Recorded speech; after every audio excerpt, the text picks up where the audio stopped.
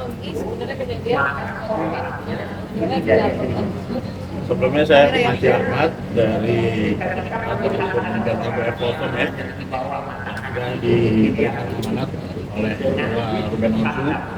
Kemarin kita ada puasa kemarin malam, dan hari ini kami memberikan surat kuasa kami sekaligus bertemu dengan tim penyidik dan Anit dan lain-lain ya, untuk menanyakan proses-proses yang sudah berjalan.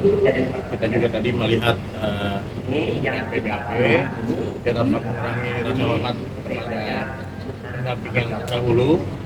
Kami juga mengucapkan terima kasih telah mendampingi klien kami. Tentunya kalau untuk berbicara pokok perkara dan sekarang status sudah mencapai tersangka ya, saya tidak akan mengulangnya lagi, tidak banyak mengulang. Dan tentunya saya fokus untuk menyelesaikan dan menyelamatkan klien saya, dan langkah-langkah juga sudah cepat. Saya bergerak juga ke kuasa hukum dari pelapor, Bang Ramzi.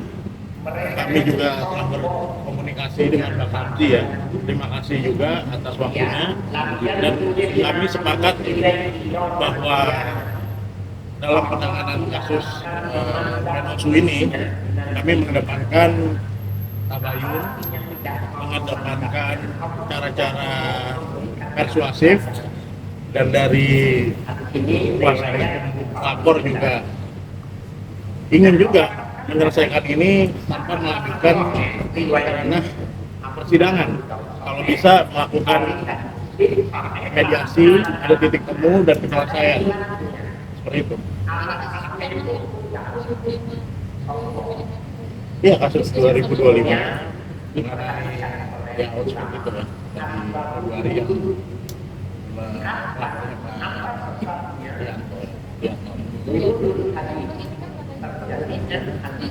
Pak saya tidak mau melakukan ini ya, pengulangan mengenai apa yang terjadi, atau seolah PBNC tidak menyatakan hal-hal yang bisa membuat ketersinggungan dari pihak pelapor. Tapi kami fokus dalam penyelesaian masalah, karena ini statusnya Mas Ruben sudah tersangka ya.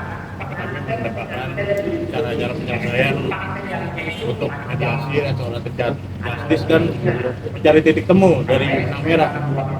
Dari klien saya Mas Ruben juga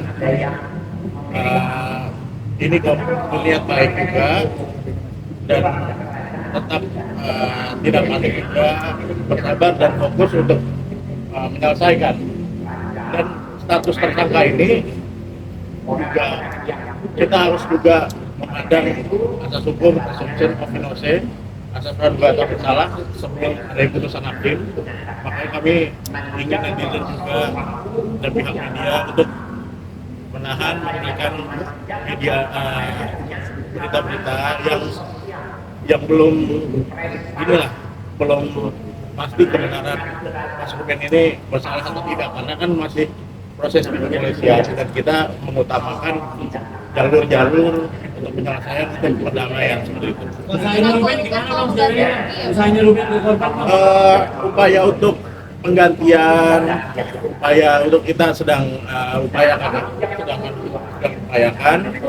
dan kita sudah komunikasi juga kepada pihak pelapor, lawyer to lawyer, pengacara ke pengacara, dan disambut juga sama Bang Ramzi ya, dan mereka juga fokusnya untuk tidak untuk membicarakan, tapi proses hukum memang harus berjalan. Kita juga menghargai itu. Mas Ruben juga pastinya kooperatif nantinya apabila dipanggil nanti sebagai tersangka, dan kita juga di kepolisian meminta saat nanti dipanggil pemeriksaan kembali, menyiapkan beberapa dokumen yang punya kekurangan, menyiapkan orang seperti itulah.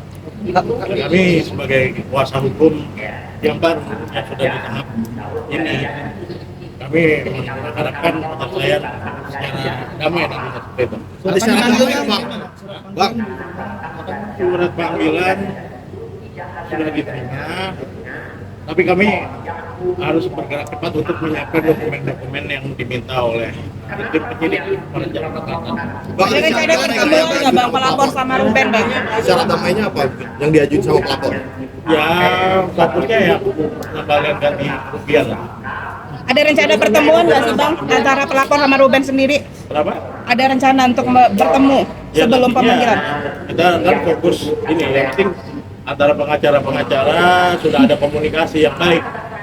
Itu kita juga tidak mau saling bersikegang menyatakan siapa yang benar, siapa yang salah gitu. Kita fokus penyelesaian. Kita akan fokus bergerak cepat untuk penyelesaian dalam kasus ini. Untuk pemanggilan kapan bang, hari apa kalau boleh pastinya? Direncanakan tanggal 28 ya. 28 ya. 28, tapi kita ini juga akan fokus menyiapkan dokumen-dokumen yang dimintakan. Tadi juga ya sedikit banyak saya melihat dokumen apa yang sudah diserahkan dari BAP juga yang telah diutarakan oleh klien saya kan. Gitu. Bang, penjelasan bang, Pak Ruben sempat nolak penggalangan dana dari rekan-rekan artis, apa benar bang dan Kalau itu dia tidak bercerita ya, tidak bercerita. Dan Bang Ruben ini kalau saya beberapa kali komunikasi berbicara, dia orang yang tidak mau menyusahkan orang, sangat baik orang yang saya lihat, bahkan untuk meminta bantu aja sungkan dia itu. Tapi ya dia sedang berusaha. Ini kan beberapa kontrak mengenai perjanjian itu kadang juga tidak ada dan harus dilengkapi gitu. Dan kalau saya banyak dan itulah sosok Bang Ruben. Intinya dia nggak mau menyusahkan orang, bahkan perjalanannya ya saya juga baru tahu udah tiba-tiba sudah sampai tahap tersangka. Tapi bisnisnya masih berjalan bang? Bisnisnya masih berjalan? Kalau itu bisnisnya ya berjalan tapi tidak terlalu ini ya. Bang, ini kan Kalau di LP 3,5 tapi dengan bunga dan dengan 4,4 ya.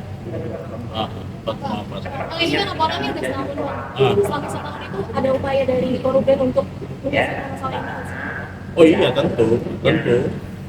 Upaya seperti apa? Komunikasi dengan pelapor atau seperti apa? Ya pernah ada komunikasi, cuman dengan statusnya sudah sebagai tersangka dan menunjuk saya langsung bergerak cepat lah komunikasi dan untuk mengamankan klien kami juga Mas Ruben. Tentunya kita tidak mau kan kalau masih bisa selesai di sini dengan mediasi dengan mekanisme restoratif justice, kenapa harus berlanjut seperti itu. Dan kuasa hukum dari pelapor juga mengamini, tujuannya juga bukan untuk memenjarakan, ingin menyelesaikan. Bang, ada rencana jual aset buat melunasi jauh ini? Rencana itu ya biarkan inilah ya Mas Ruben yang tahu, tapi dia pastinya akan bertanggung jawab. Dan ada beberapa miss, tapi kita juga nggak mau melakukan perlindungan pers dalam kasus ini. Kita fokus ke penyelesaian saja sih. Kalau dari klien saya sudah sempat mengembalikan 1 juta ya. mengembalikan 100 juta. Ya pokoknya sudah dari ya tahun ini sudah kembali bukan. Ya, cuman kan memang setelah sejadinya laporan ya juga ya itu kembali lagi Mas Ruben niatnya baik kok, cuman memang dalam proses kerjasama kontrak itu tidak didampingi oleh orang hukum yang memadai dan dia tidak didampingi intinya sama orang hukum gitu, jadi ada beberapa yang miss gitu dari kontrak.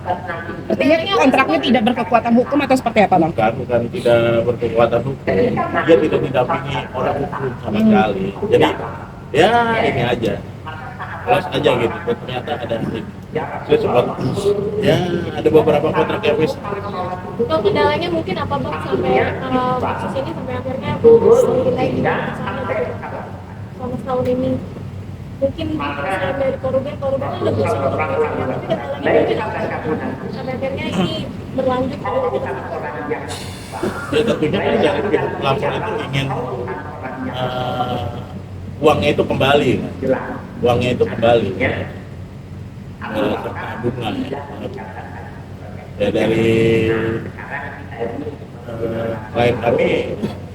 Tentu itu kemarin kan sudah ada statement dari Bang Minolta juga kan mengenai dia lagi banyak terkena cobaan dan ujian juga Mas Ben, makanya kita doakan. Tapi saya lihat beliau ini orang yang baik dan sangat bertanggung jawab.